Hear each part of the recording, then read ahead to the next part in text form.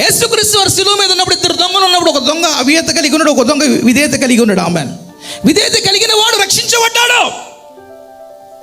Amen. ఆయన వైపు చూసి తన మనస్తత్వాన్ని మార్చుకుని ఎప్పుడైతే చూసాడు రక్షించబడ్డారండి. ఆమెన్. ఇప్పుడు యేసుక్రీస్తు వారు ఎత్తబడ్డాడు ఎప్పుడు? 2025 సంవత్సరాల కిందట మరణించాడు ఆయన శిలువ మీద. మరి ఇప్పుడు నువ్వు ఎలా చూడాలి? ఎలా చూడాలి? ఆయన నీ హృదయ అంతరంగములోంచి అన్న గాయములు చూడాలి. మీరు అంటూ ఉంటారు కదా, అయ్యా నా 10 రూపాయలు చూస్తున్నా, మాకున్న ఇబ్బందులు సమస్యలు మీరు చూడరు కదా, మా హృదయ లోతులు మీకు తెలియవు కదా అంటారు. ఆమెన్. ఆమెన్. దేవుడు హృదయ రహస్యములు పరిశోధించే దేవుడు. ఆమెన్. ఇప్పుడు నువ్వు నువ్వు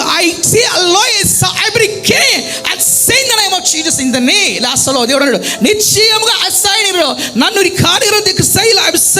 వెతుకు వారికి నేను దర్శనమిచ్చి మాట్లాడునండి. ఆమెన్. అంటే దేవుని హృదయపూర్వకంగా నువ్వు వెతికినప్పుడు, దేవుని హృదయపూర్వకంగా నువ్వు వెతికినప్పుడు ఆ శిలువ రక్షణలోకి నీవు వచ్చావు. నమ్మి బాప్తిసం పొందిన వాడు రక్షించబడిన, నమ్మని వాడికి శిక్ష విధింపబడిన లేఖనాలు ఉన్నాయి. ఆమెన్. నువ్వు నువ్వు ఎప్పుడైతే హృదయపూర్వకంగా నువ్వు ప్రభువుని అంగీకరిస్తావు, ఆమెన్, ఆయన శిలువ మరణం ద్వారా నేను రక్షించబడుతున్నాను, ఆయన పునరుత్థానము ద్వారా నేను క్రీస్తుతో జీవించగలను. ఒకటి గమనించండి, ఆయన శిలువ మరణము ద్వారా నువ్వు రక్షించ